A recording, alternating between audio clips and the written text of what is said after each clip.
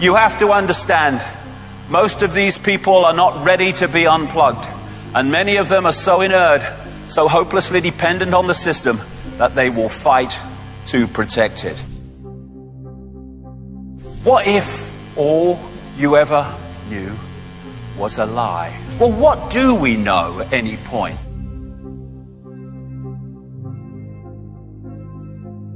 This Matrix scene is absolutely spot on.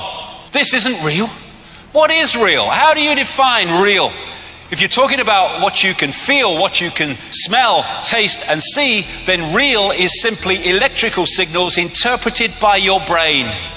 The senses are decoding systems, decoding information into a form that the brain can decode. So the senses are taking waveform information, vibrational information, they're turning into electrical information, they are communicating it to the brain, which then decodes that into a sense of reality we call the world we live in. So the world that we think we're living in exists there. The brain is dark but sees light. How is that possible? How can my brain be totally dark and I see this light? Because that light in its prime form, like everything else, is just an information source. And I'm decoding that information source in here into the visual reality of light, because that's what the information contains. Thus, that's what it manifests when I decode it. This is mainstream science. They talk about dark energy, dark matter. I see that slightly differently, but the principle's the same, what you can see and what you can't see. So you have this massive area of stuff they say exists in this universe, which we can't see.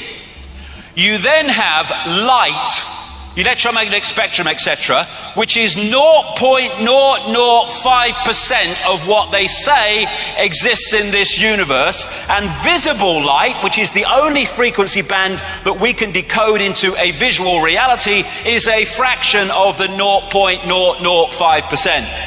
This is the visible spectrum within the electromagnetic spectrum. Look at it, it's tiny. And that's all that we can see in what we call the world. You say to most people, can you see everything in the space you're looking at? Oh yeah, mate. You can't see that much of it. So this is right. There is no spoon.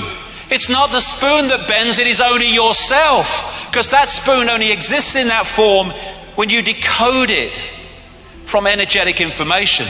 Information is encoded in what we call light.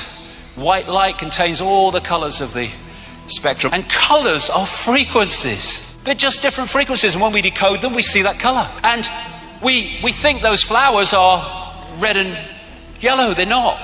Nothing has any color. The color is decided in our perception of it by whether it reflects certain frequencies or whether it absorbs certain frequencies. We're only seeing light that reflects. Thus, we're only seeing that color which is reflected by the object, therefore it seems to be that color. This is the scale of the illusion that we think is real. Light radiation is information, and the frequency or wavelength vibration is its delivery system. The information dictates the frequency. And this is really, I think, one of those whoa moments. As the frequency increases, the amount of energy carried by the wave also increases in proportion to the frequency. So, when you open your mind and open your heart, your frequency goes up. Provable fact, measurable. As your frequency goes up, you're now being able to hold and access more and more and more information. And thus you become more aware, more knowledgeable, more insightful, more intuitive.